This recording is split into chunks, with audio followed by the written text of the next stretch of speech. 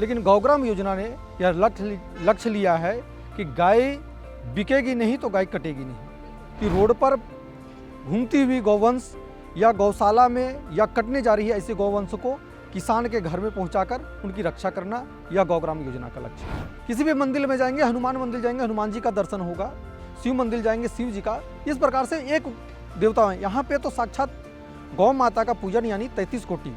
जब गांव में हमने इस विषय को रखा कि आप जो गौवंश को सूखी बूढ़ी जो आप बेच दे रहे हैं या आप चेंज कर रहे हैं, ये गाय कटने के लिए जा रही हैं, तो आज माताएं के आंखों में आंसू बह रही है कि हमसे इतना बड़ा पाप हुआ।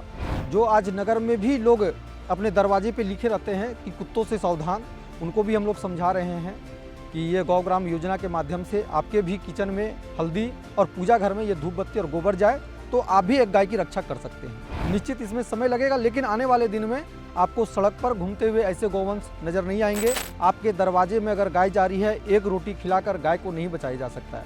अगर गाय को बचाया जा सकता है तो किसान के घर भेजकर।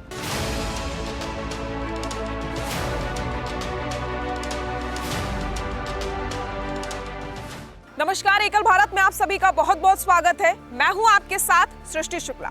आप देख रहे हैं मेरे साथ एकल कर्मवीर। एकल कर्मवीर में हम आपको मिलवाते हैं ऐसे योद्धाओं से, ऐसे कर्मवीरों से जो एकल अभियान के साथ जुड़कर लगातार समाज में परिवर्तन लाने का काम कर रहे हैं। और आज हमारे साथ जुड़ गए हैं गौग्राम योजना के केंद्रीय सह प्रमुख राजीव कुमार पांडे जी। बहुत बहुत स्वागत है आप। जी नमस्ते। राजीव जी, मेरा आपसे पहला सवाल यही है कि गौग्राम योजना किस तरीके से काम कर रही है, क्या है गौग्राम योजना? हाँ, बहुत अच्छा प्रश्न है। नमस्कार। गौग्राम योजना अपना जो गौवंश है, कोई ऐसे मनुष्य नहीं होंगे इस भारतवर्ष में जिनके अंदर में यह चिंतन नहीं हो कि गौ की रक्षा हो। कुछ गौशालाएं गाय रख करके गौ सेवा कर रही हैं, कुछ अपने दरवाजे में 2 रोटी खिलाकर गौ सेवा कर रही हैं, लेकिन गौग्राम योजना ने यह लक्ष्य लिया है कि गाय बिकेगी नहीं तो गाय कटेगी नहीं। और इसके लिए हमने ऐसे गौवंश जो दूध नहीं दे रही है, दूध देने वाली कभी नहीं कटती है, जब भी कटती है बिना दूध वाली, ऐसे गौवंश को हम किसानों के यहाँ पहुँचाकर उनसे गोबर लेते हैं, गोबर खरीदकर और विभिन्न प्रकार का उत्पाद बनाते हैं, जैसे दीपक बनाना, धूप बत्ती बनाना, और उन किसानों को उस गोबर से, गौमूत्र से उनको आत्मनिर्भर बनाने का काम कर रहे हैं। ये गौग्राम योजना का लक्ष्य है कि रोड पर घूमती हुई गौवंश या गौशाला में या कटने जा रही है ऐसे गौवंश को किसान के घर में पहुंचाकर उनकी रक्षा करना यह गौग्राम योजना का लक्ष्य है। तो अभी इतने सालों में कितना कुछ बदलाव आया, क्योंकि अभी भी हम देखते हैं सड़कों में छुट्टा पशु हमें दिख जाते हैं। जी, ये तो प्रारंभिक काल है। आप धनबाद के ही इसी शहर में आप ले लें, जहाँ से हमने इस गौग्राम योजना को प्रारंभ किया, तो सड़कों से हमने जब गौवंश उठाना प्रारंभ किया है और आज किसान के यहाँ दिए हैं, तो सड़कों पर आप देखे होंगे कि आज भी गौवंश अब दिखना कम हो गया है। तो ये प्रारंभिक काल है, निश्चित इसमें समय लगेगा, लेकिन आने वाले दिन में आपको सड़क पर घूमते हुए ऐसे गौवंश नज़र नहीं आएंगे। और जो गौशाले में गाय हैं वह भी किसान के यहाँ हम लोग पहुँचाने का काम बहुत जल्द करने वाले हैं। यह प्रारंभ किए हुए 2021 में यह गौग्राम योजना का बीजारोपण हुआ और आज अपने यहाँ पे ऐसे हजारों गौवंश किसान के यहाँ में पहुँच गए हैं। बिल्कुल, जो बिना दुधारू गाय होती है वो किसानों के घर तक गौग्राम योजना के माध्यम से पहुंचाई जाती है। तो अभी तक कितने लोगों को रोजगार इससे मिला है? हाँ, अभी तक कुल 3000 गौ ग्राम योजना से लोगों को रोजगार मिला है, जो डायरेक्ट महिलाएं अपने घर में गौ उत्पाद बना रही हैं और इससे लाभ ले रही हैं। ऐसे महिलाएं जो आज के समय में महीने में 2000-3000 रुपया घर बैठे वह इनकम कर रही है। गौ माता की हम पूजा करते हैं, हमारी संस्कृति यही कहती है कि गौ माता की पूजा करनी चाहिए, और जिस घर में गौ माता होती है उस घर में हमेशा सुख समृद्धि रहती है, उस घर में कभी भी कोई परेशानी नहीं आती। लेकिन आजकल के जो लोग हैं वो इस बात को समझ नहीं पा रहे हैं, तो ये कैसे मैसेज आप पहुंचा रहे हैं लोगों तक? जी, हमने जब इस कार्य को प्रारंभ किया, लोगों के बीच में जब चर्चाएं किए, बिल्कुल सत्य बात, अभी भी गांव में लोगों को यह पता नहीं कि गौ माता कटने के लिए जा रही है। जब गांव में हमने इस विषय को रखा कि आप जो गौवंश को सूखी बूढ़ी जो आप बेच दे रहे हैं या आप चेंज कर रहे हैं, ये गाय कटने के लिए जा रही हैं, तो आज माताएं के आंखों में आंसू बह रही है कि हमसे इतना बड़ा पाप हुआ। अगर ये समाज गांव तक जाकर घर घर इस परिवार को अगर बतलाएं कि गाय कटने के लिए ही बिक रही है, तो वह गाय नहीं बेचेंगे। आज लेने वाला भी व्यक्ति जो है वह अधिक संख्या अपने लोग हैं, वहाँ तक पहुँचाने वाले अपने लोग हैं। गांव के भोले भाले किसान यह नहीं समझ पाते हैं कि यह कत्ल खाने जा रही हैं कटने के लिए। तो ये हम लोगों की गलती है कि हमने अभी तक किसानों को यह नहीं बतला पाया कि आप जो गाय सूखी बेच रहे हैं यह कटने के लिए जा रही है। अगर उनको ये पता चल जाए तो वो नहीं बेचेंगे। बिल्कुल, लेकिन एक मैसेज तो आपने धीरे धीरे लोगों तक पहुंचाने का काम किया, क्योंकि आपने जिस तरीके से बताया 3000 परिवारों तक अभी आपने ऐसी गाय पहुंचाई है जो बिना दुधारू गाय थी, और उसके माध्यम से वो उत्पाद तैयार करके अपना रोजगार कर रहे हैं। तो ऐसे में अभी कितना बड़ा ये चैलेंज है आने वाले समय के लिए, क्योंकि अभी बहुत कुछ करना बाकी है। गौग्राम योजना जब शुरू की गई थी तब भी बहुत बड़ा चैलेंजेस आए होंगे, कितने चैलेंज अभी तक फेस किए आप? इसमें तो कठिनाई बहुत है, लेकिन इस कठिनाई के साथ ही समाधान भी है। समस्या जहाँ है वहाँ समाधान है।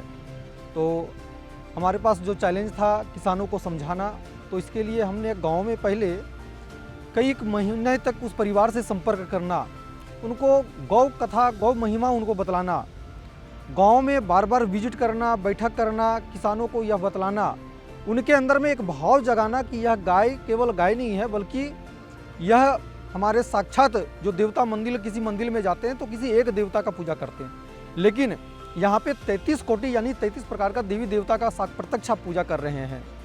किसी भी मंदिर में जाएंगे, हनुमान मंदिर जाएंगे, हनुमान जी का दर्शन होगा, शिव मंदिर जाएंगे, शिव जी का, इस प्रकार से एक देवता है। यहाँ पे तो साक्षात गौ माता का पूजन यानी 33 कोटि। और ये जो किसानों को जब समझ में आ रहा है तो किसान हमसे जुड़ भी रहे हैं, और आज जिसे हम कहते हैं कि किसान इतने भावना से जुड़ रहे हैं, युवा इतने भावना से जुड़ रहे हैं कि बिल्कुल गौ माता हमारी कटनी नहीं चाहिए, और निश्चित है कि गाय बिकेगी नहीं तो कटेगी नहीं। और दूसरा लक्ष्य हमारा है गाय का घर, किसान का घर। कोई टाइल्स मार्बल या 4 मंजिल में यह गाय नहीं रह सकती है।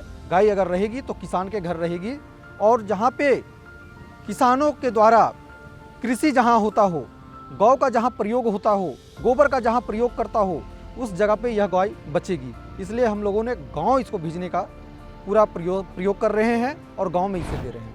जब आप गांव तक गए गौग्राम योजना को लेकर, तो आपने लोगों को बताया होगा कि ये बिना दुधारू गाय है जो हम आपको देना चाहते हैं और आप इनकी सेवा करेंगे, तो लोग शायद तैयार नहीं हुए होंगे। लेकिन जब आपने उन्हें ये बताया होगा कि आप इससे उत्पाद तैयार करके अपना रोजगार भी कमा सकते हैं, तो शायद थोड़ी सी आसानी हुई होगी आपको। तो ऐसे में महिलाओं को भी रोजगार मिला, क्योंकि वो भी काफी दीपक बनाती हैं, कई सारे ऐसे पदार्थ हैं जो गाय के गोबर से, गौमूत्र से बनाए जाते हैं। तो कितना बदलाव गांव में इससे देखने को मिला? गौग्राम योजना से कितने बदलाव देखने को मिले? इसका प्रत्यक्ष प्रमाण है कि हमने गांव में एक लिस्ट बनाया, 10 परिवार चयन किया, लेकिन गांव का ऐसा स्थिति कि हमने उस गांव में देखा कि 40-50 महिलाएं इस उत्पाद में जुड़ने के लिए आ रही हैं गौग्राम योजना से, कि हमें भी यह रोजगार, हम भी गौ उत्पाद बनाएं। और उत्पाद ही नहीं, साथ साथ उनको जैविक खेती का भी धीरे धीरे जो ये भूलते जा रही हैं, उनको जैविक खेती, कीट नियंत्रक, कीटनाशक दवा भी गौमूत्र, गोबर से बताने का काम कर रहे हैं, और अधिक संख्या में महिलाएं मातृशक्ति हमसे जुड़ रही हैं। बिल्कुल, जिस तरीके से गौग्राम योजना काम कर रही है, जो संकल्प एकल अभियान ने लिया है गौग्राम योजना को बनाने का, वो संकल्प धीरे धीरे पूरा हो जाएगा। लेकिन अगर आप ग्रामीण क्षेत्र की बात करते हैं, गांव, गाय का घर, किसान का घर, लेकिन देखिए आप वेस्टर्न कल्चर की ओर आ जाइए, थोड़ा कहने में बुरा भी लगता है और सोचकर भी अजीब सा लगता है कि शहरी क्षेत्र घरों में आपको हर घर में पेट्स दिख जाएंगे, डॉग की सेवा कोई कर रहा है, बिल्ली किसी ने पाल रखी है, लेकिन गाय आपको शहरी क्षेत्रों में बहुत कम देखने को मिले। क्या ऐसा गौग्राम योजना का कोई प्लान है कि शहरी क्षेत्रों में भी इसको लेकर जाएंगे और वहां पर भी कुछ ऐसे बदलाव करेंगे? हमने 2 सूत्रधार एकल अभियान प्रारंभ से किया है, नगर संगठन और ग्राम संगठन। हमने गांव के लिए गौ उत्पाद बनाया है, लेकिन गौमय परिवार ये नगरों के लिए हैं। जो गांव में हम यह उत्पाद बना रहे हैं, दीपक, धूप बत्ती, यह नगरों में उनके किचन तक, उनके पूजा घर पे दीपक और धूप बत्ती हमारा गोबर का जाए, तभी उस गाय का हम रक्षा कर पाएंगे।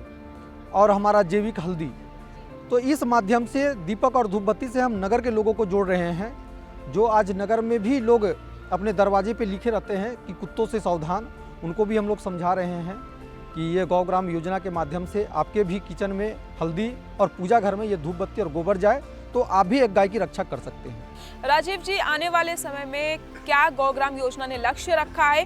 गौग्राम योजना के माध्यम से कितनी गायों को किसानों के घर तक पहुंचाया जाएगा? जी, ये 8 लाख का लक्ष्य है कि हम सब जितने भी एकल अभियान में हमारा एकल अभियान चल रहा है, इन सभी 8 करोड़ परिवारों में गौग्राम योजना पहुँचे और गौ माता जब हर किसान के यहाँ हर घर में पहुँच जाएंगी, एक एक किसान अगर एक एक गाय को अपने घर में रख लेंगे तो निश्चित आने वाले दिन में एक भी गाय कटेगी नहीं। इसके लिए हम लोग प्रयास कर रहे हैं और आगे कदम बढ़ ही रहा है।